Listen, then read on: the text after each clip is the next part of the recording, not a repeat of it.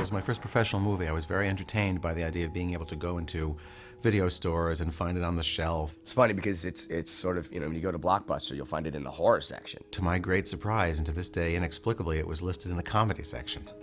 I guess it's a thriller with a bit of a horror twist to it. The story has the logic of a nightmare. Well, it's a thriller. To me, it's not really a horror film. I'm not a big fan of horror movies. It's definitely a psychological thriller. First of all, it's a very strange and, horrible fairy tale. Incredible action in this movie. Drive, and hunt, and, and scare. You could possibly put it into the action section. It's a mindfuck. I've never exactly felt comfortable with, quote, horror, with it being a horror movie. And it's a weird movie. I mean, it's still a movie about a killer. Certainly somewhere between that and thriller. So some sort of suspense, thriller, horror in there somewhere. I don't think there's any moment where you wouldn't think that this could happen out there. Now, if you've never seen this film, you can't look at this film and know what's going to happen.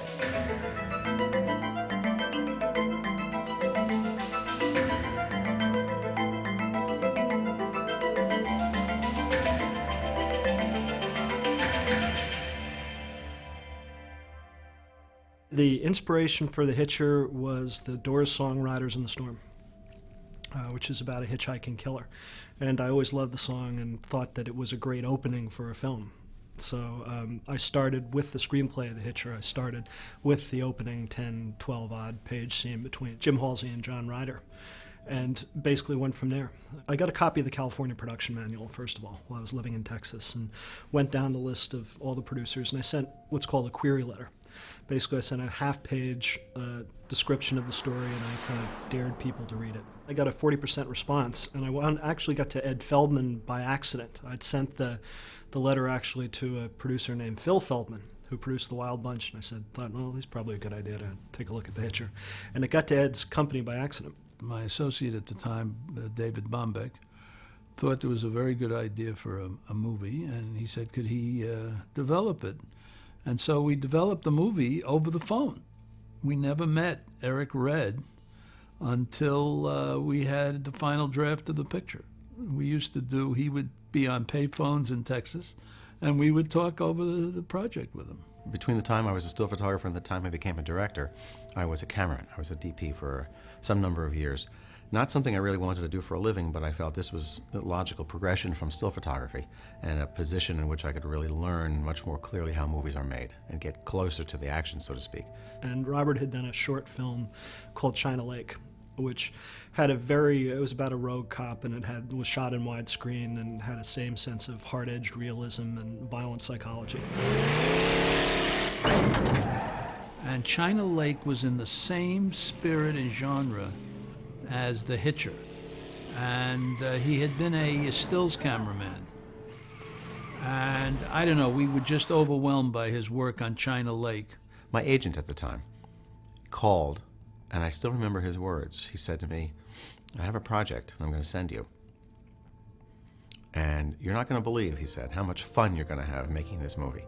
My agent sent over the script of this thing called The Hitcher, and as I was reading it, I was thinking, oh boy, did I ever make the right short film to get this job? Because I had in effect already made the movie. Well, John Seale had done Witness for me. Just to meet John Seale, you want to keep working with him forever. He's really such a unique individual. And Ed said, you should listen, you should check out this guy, John Seale. Of course, I'd never heard of him. Nobody in America had heard of him at that time. I wasn't too impressed with the script. I did feel that there were an awful lot of people killed in the first 36 minutes. And a lot of it, as written, was slow motion death. And I wasn't really and honestly prepared for that. So I had a long talk to Robert Harmon on the phone and proffered that and said, look, I'm a little worried that there's so many people just getting slaughtered in slow motion.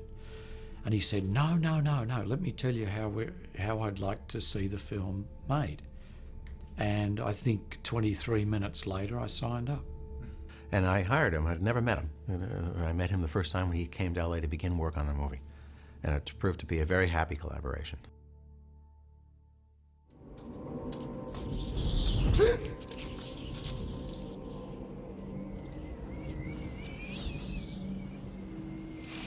There was a brief period I recall in which we were discussing Terence Stamp, somebody I was very interested in.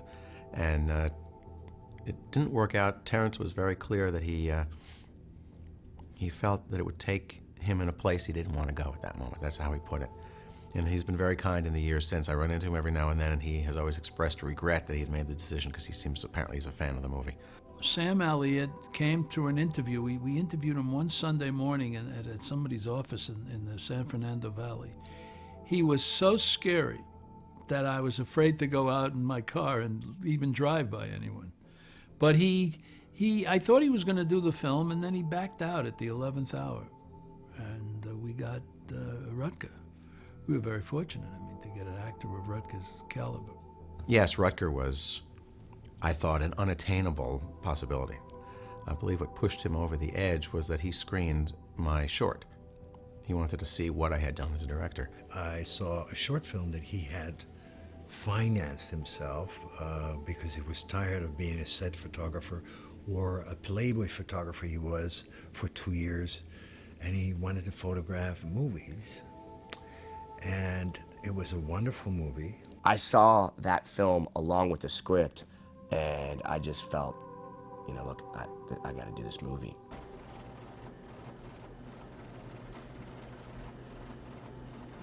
Who is he? We don't know. No prison record, no driver's license, no birth certificate.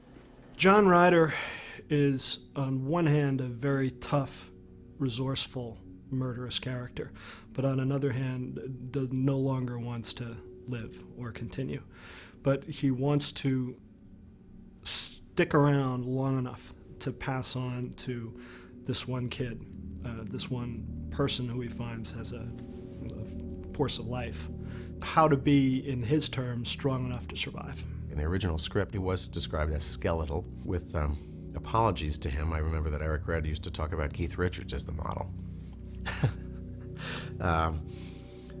He was also described in the script that I recall reading first as having no natural voice, but he had a sort of an electronic voice box. I think in general, the portrayal physically and emotionally of the Ryder character in the original script was a little bit more monstrous. He was certainly a human being, but he was, I think, without goodness, without any quality of anything human. He was just a force of horror and an awfulness. There's so many elements to it that we think about, because Rutger's character shows up at the right time, at the right place. Is he magic? Is he supernatural? John Ryder, that's a rental company. This guy's name is not John Ryder, forget it. And to me, he doesn't exist. He's just a piece, he's just a ghost that comes out of the desert sand and starts haunting people. He's shooting down helicopters with pistols. He's slicing people up left and right, and they can't catch him. He can sneak into a jailhouse and kill all the cops and unlock my cell without me knowing. There are valid criticisms of the movie in terms of, how could he pop up here, and how could he pop up there, and how could he know where he was, and all those questions, which are, from one point of view, valid questions, but from my point of view, and I believe from Eric's and Feldman's and all the other filmmakers involved in the movie, the questions are not appropriate, you might say. It's just, if you don't get it, you don't get it, but the movie's not supposed to work on this super real level. I think it's a normal story of a serial killer, except the cleverness of the script made it more. He made the man more than just a character on television where you see villains today. I think it's one of the most horrific characters in the history of films. And I think that's why the picture was enjoyed the success it did. To me, the first thing that is scary about a character is intelligence. If the guy is intelligent, and now we know they are around, but that's scary. So you can't fool him too easily. You have to be smart to fool him. It lifts up the whole story. It lifts up the bad guy. It lifts up the hero. The more complicated, the more complex the bad guy is, the better the hero is off when he finally gets it. I don't want to die! My character shows him that I want to win. That I'm not so fearful that I'll just collapse and let you stick that knife in my heart and drain my life. I want to survive. And he recognizes that, and that inspires him to take me to the next level. He says, okay, kid, I'm taking you on a ride. What are you doing? In terms of the character, I thought, you know, this is a guy who knows he's very sick, but he doesn't quite know where to go to have it fixed, or he doesn't know how to end it. He is a coward to, if he would have the guts to commit suicide, that'll be fine, but he doesn't have that. So I guess in his, you know, somewhere in his mind, he comes up with an idea that if he can just find somebody who gives a little shit. Why are you doing this to me? And he can have some fun with, and then he'll ask him to just take him out of the way. You're a smart kid. Figure it out. No, I thought Rutger's character was a very well-balanced weirdo in the desert, you know, and very frightening because of that. Because he was subdued too. He just wasn't some screaming maniac. He was very subdued and evil about the whole thing. And I think that built a suspense in the film that might not have occurred otherwise. Ryder wants to teach the kid, train the kid, make him, strengthen him, forge him. And the kid, like all people who are, you know, in the process or being challenged by someone, has both a terror and a respect for this guy, and also, by the end of it, a desire to rid the world of him. It may be a slightly twisted view of it, but at the end of the movie, I certainly have always felt that Tommy is left to wonder whether or not, if he could, if the Tommy's character, if the Halsey character could turn back the clock and choose to have never met John Ryder, I'm not so sure that he would choose that he would change anything. At the end, there's that moment when Rutger is laying on the pavement and Tommy walks up to him, and he certainly believes that he's dead. The fact that he isn't is immaterial at that moment. And he kind of caresses his hair with the gun. It's a sort of a farewell. You know, he's not walking over to him with the gun and putting 5 more bullets in him, or turning the rifle around and bashing him on it. It just would be completely wrong. There's a certain gentleness. There's almost, controversial though this may be, almost a thank you involved in it. That's how I've always felt about it. I was doing a tremendous amount of driving around the California area looking for locations, so it was incredibly carefully picked locations. And they were carefully picked as far as their design, where the mountains laid out, where the sun was, all these elements that came together. It was shot down in the areas around El Centro, California, on through the Death Valley onto the Vegas area, so you get that really old-style Western look. A lot of the pre-production was trying to suss out how Robert wanted to handle it and how to make the desert, you know, look basically a beautiful place where this madness was going on. I don't know how many people respond to this, but it was shot in a widescreen format, in true anamorphic and 2:35 Panavision. And if you see it in that form, certainly on a screen, on a big screen, it has a certain scope to it. And I also think so much of the movie is about, you might say, figures in a landscape. And as soon as you begin to have enormous scope shots with small cars and small figures, you start to feel a certain scale to it. I feel that John's great strength is that his work is beautiful, but always natural. You don't get the feeling, for the most part, of a cameraman trying to show off. Well, he films in a very humanistic way. I mean, he doesn't try, when he has to shoot in a small area, he does it in a small area. And in fact, I like it because in some ways I feel putting the camera in the area that the actors must be in, say like inside a car or a small jail cell or shed or whatever. If the camera's included with the actors inside, somehow I think it's a better way of making a film than when you pull the wall out. The actor's psyche knows that it's a fake set. We know it's a fake set, and the camera almost proves that it's a fake set because it can shoot from angles that aren't real. How about that shot on the Western Dolly down low on the road after I kick Rutger out, and it comes zooming up to him as he stands up and he just pans up with him, man. He was on a sandbag on a dolly himself, having 2 boys push him down the street. And of course, it's cinematography. That's good stuff. It's not television. It's big and it's wide. It's open. The process of working with a younger director, I find, can be quite exciting because they know no limitations. Their imagination goes rampant. And in a way that's fun because Eric's writing was like rampant. He had this stuff in there. And then Robert, I think very wisely, was pulling it back and doing it by inference.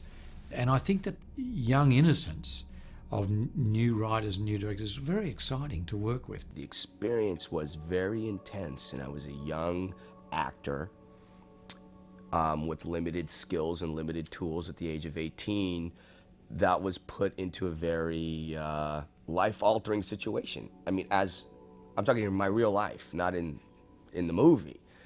I really had to deal with Rutger, who was just very intense, and that was possibly the peak of his Rutgerness, if that makes any sense. And he was a very intense, very intimidating person. I remember how excited he was when he knew that we were going to do it, and he said, I've never acted before really, and now I'm going to act now. And he was stoked. And what I loved specifically about him, that he was totally into whatever would happen between us in the scene. And I was also working with the amazing Jennifer Jason Leigh, who is as equally intense when it comes to her craft, because this is an actress who has many skills and many tools in her bag, and she made the choice to never break character out of the scene, in the scene. I mean, she was always that character. So here I was, the third in this triangle of some people who showed up every day to kick some ass. And I felt, for the first time, pressure. What real pressure was to deliver. You want to know what happens to an eyeball when it gets punctured? There's this moment where I actually elbow him out of the car after he's had the knife, and he catches a tear off of my cheek, and he holds the knife up to the camera, and the tear runs down the blade. This is not written stuff. This is Rutger. And I'm like, dude, just don't fucking stab me in the eye with that knife, And he's very intense with it, picking my tear up and letting that tear run down the blade. And these are the things that I think people picked up as homoerotic moments. When I spit on him in the jail cell and he licks it up. Well, why would he do that? Is he gay? It's like, dude, it's just interesting filmmaking. I was just, as creative as I can be, and I always come up with hundreds of ideas, and then it's sort of up to the director to say, okay, that can go, and that you can keep, and And I was fascinated working with him. I mean, I just couldn't, he'd be driving down the desert, full speed in the black truck, and there's a white hanky blowing out the window of the truck. And that's just Rutger just holding a hanky out as he's driving. And the director's not going to say, hey, bro, don't put the hanky out the window. The sport of this picture, to me, and the way the character sort of dances around with the characters in the movie and with the audience as well, is that he has to put them on the wrong leg in order to surprise them again. And that was my goal, basically. The thing is he doesn't sit down and explain to everybody, okay, director, this is what I'm doing.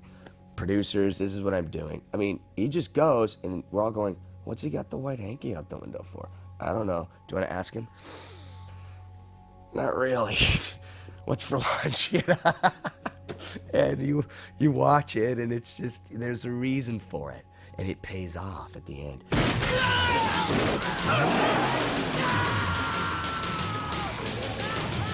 There's a wonderful scene where Ryder's just shot the two police officers in the car when he's tried to turn himself in, and the kid grabs a gun, and he's going to commit suicide. There's no reason to live. The nightmare's got to end, and he puts the gun under his jaw. When the director yelled action, it was like something took over. There was this, and it's a really beautiful moment where I fell out of the car and I raised my fingers and I started going bang, bang, and kind of losing it. And I started to rub this dirt in my face and I looked up to the sky, kind of pleading to God, just in time, which normally would have ruined the movie, for a big cloud to move away and hit me right in the face. And that's when my character just stood up, shook it off, and said, I'm gonna fucking meet this guy. I'm gonna take this guy on. And it all happened in that moment. The director was clever enough to appreciate the work that took place, as opposed to, we had a lighting change, we gotta do that one more time. My DP, John Seals, who's an Academy Award-winning DP, probably my favorite and most talented DP I've ever worked with, said, in his Australian accent, "Oi, mate, look at that there. Let's just get another shot of that cloud going by," and we cut it in. It's a brilliant moment, mate. And that's what they did. And you know, it's funny how fans pick up on that stuff because they've seen the movie again and again and again, and they start seeing that stuff. There's so much to be intimidated by that, you know, most of the audience are always sort of in the same mode as he is. Once you're past that, you know, you can start seeing other things, which is great fun, I think.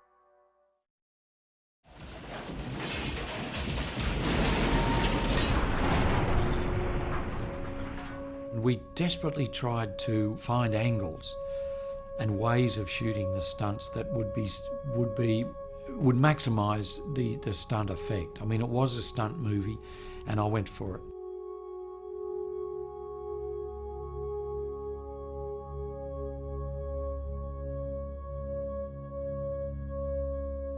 I'd had an idea which seemed at the time like a good one. Everybody has to remember that this was before the days of computer animation of any kind. There weren't even that many computers behind the scenes, much less involved in actually making the movie. It was the sequence in the movie where the three cars are lined up side by side. The end of the chase scene. Two police cars are flanking Tommy Howell and Jennifer's car, which is in the middle. They're about to shoot him from either side out of their two police cars. And the Tommy Howell character gets the idea to jam on the brakes. And since they're all moving down the road together at 65 miles an hour or so, when he puts on those brakes, he would therefore immediately back away and the two cops would in fact shoot each other, which is what happened. So I had this bit of coverage that it occurred to me that we would take a camera car, an insert car as it's sometimes called, and crane off the side of that car with a camera, off a little crane arm. So our camera car is driving behind one of the two cop cars. And we are craned out and flying along the roadway about that far off the ground, 6 inches or so off the ground. So the road is whizzing by the camera. And the idea there was when Tommy Howell's car hits its brakes, of course, it would immediately come right back at that camera. But since we're on a crane arm, theoretically, as that happened, we could go whoosh and move the camera right over and let that car go right under the lens. We would continue traveling at 60 miles an hour as the two cop cars began to roll. Completely insane idea.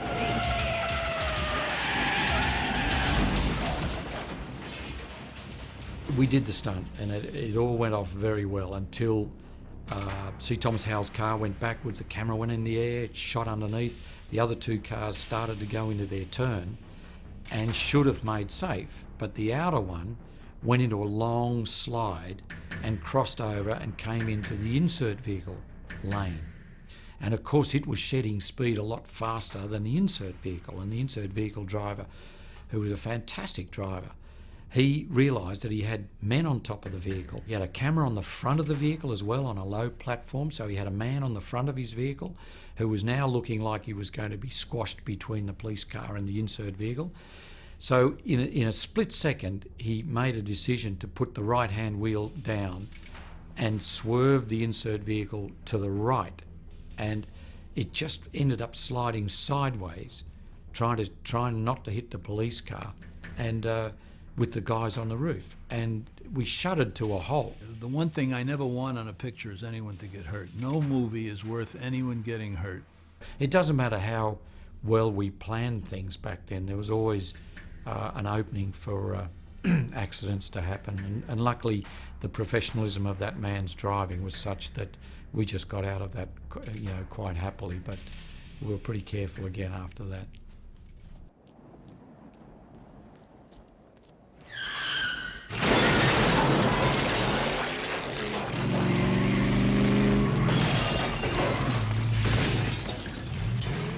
Rutger was an amazing man.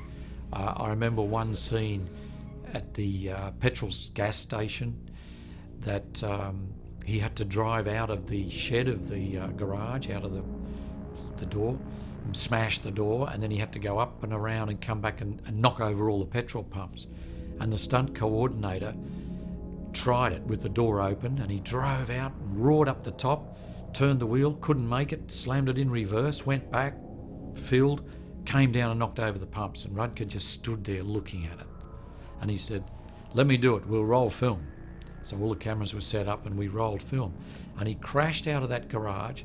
He went up and did a full power turn without stopping and backing and filling, and roared down and knocked the pumps over.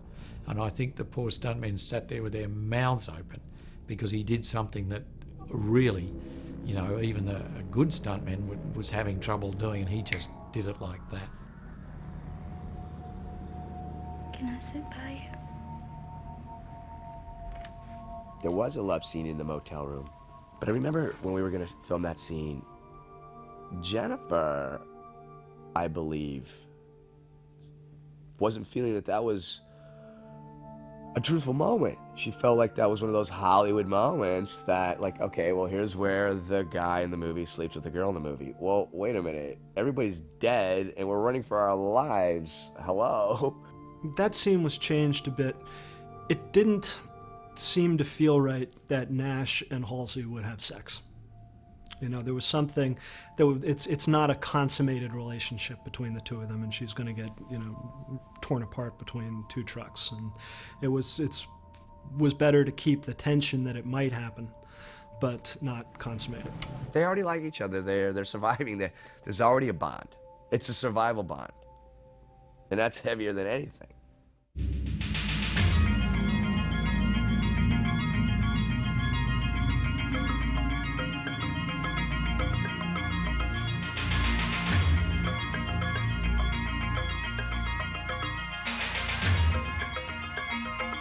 I feel a film score's job is to help tell the story. To help. In a sense, you should almost be able to turn the dialogue off and have the music tell the story.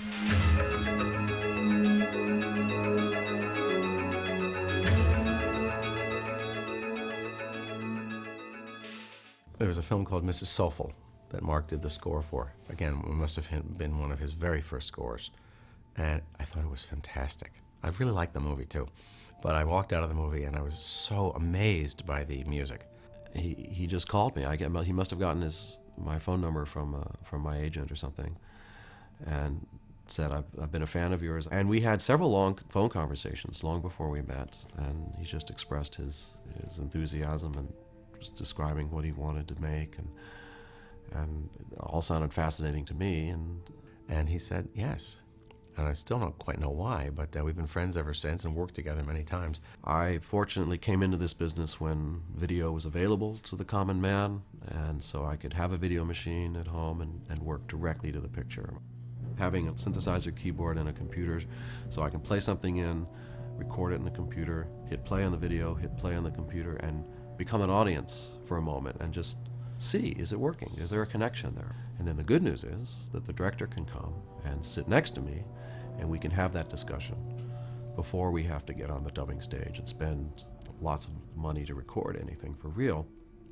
We can test it out on ourselves, and we can interact, and we can move it.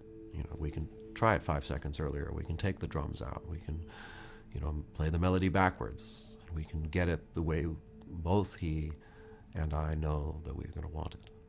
He just enhances the visualization.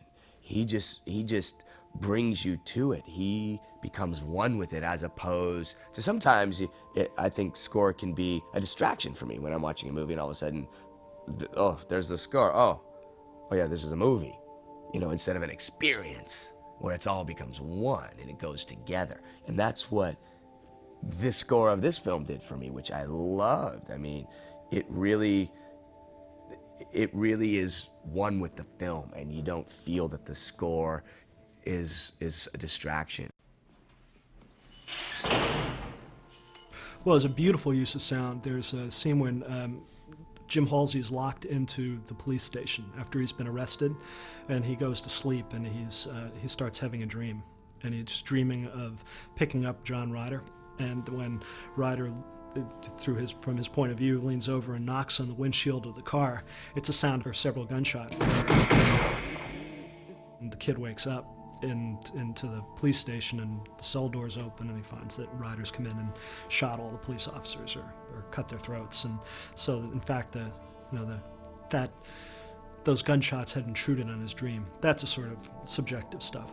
It's a turn on to me, the sounds, how you put the sound of a movie together, because sound goes straight to your heart. It does not go through a filter of, you've seen this before, you have never heard anything before like this, because it's always original. I think we previewed the film in New Jersey. It was all very fun. There's certain moments, of course, in the film where they scream, and then when Nash dies, you can hear people in the audience saying, "It's not going to happen. It's not going to happen. Oh my God!" It was so much fun. They were on their chairs, and that's the moment you work for, to see how it gets there and how it is received, and then you know that you did it right. Some people came over and thought it was a masterpiece. Some people wanted to kill me. I mean, there was a couple of nuns came over to me in the theater and say, "How dare you show this movie?" And I think it has to do with the realism of the psychology between John Ryder and Jim Halsey. It's not a Freddy movie. It's not a Candyman movie. It's not a guy in a ski mask with a machete that's some kind of fantasy. The LA Times decided they wanted to do the cover story of the Sunday LA Times magazine about the movie. And we thought, wow, that's fantastic. It'll be on the cover of it's called calendar section of the Los Angeles Times. And we were all interviewed, and it was all very positive feeling. It was all very laudatory, sort of, the movie, and how effective it is, and all kinds of issues. And we're all thinking, this is great. This will be wonderful publicity, and it'll be fantastic. So we all are interviewed, and the day comes for this front cover story of the LA Times calendar to come out. And I remember opening the paper and looking at the front page of the calendar and thinking, I must be dreaming, because the headline of the story on the front page was a large shot of Rutger with his coat blowing in the wind. It was a still from the movie, from what we used to call the ghost gas, this dust storm and Rutger's long coat. And it was a very evocative shot. But the headline read, "How do these movies get made?" by, I forgot her name. And it was basically a story which we all felt we had been thoroughly tricked by this journalist, because there was no hint in her discussion of the questions or what the nature of the take of the story was going to be, that it was in effect not even necessarily negative about the movie, but it was a kind of a moralistic, quote, these movies, how do these movies get made that are so horrifying and so frightening.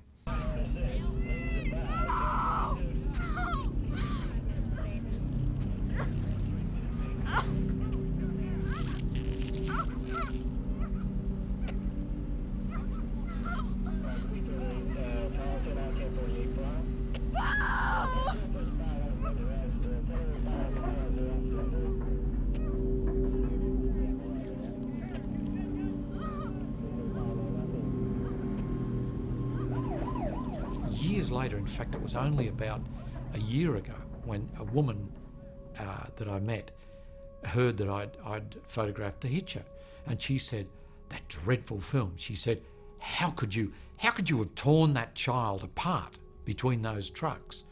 And I thought, she's sounding like she actually saw it. And I said, "But you didn't see that." I said, "There was just a fantastic little editing of the accelerator going up and down, the clutch coming in and out, Rutger saying, shoot me, and the gun in his forehead, and the kid not being able to shoot." And I said, "And then the revving and the clutch and the revving and the clutch, and then suddenly the wheel turns and you hear a scream and you go to black."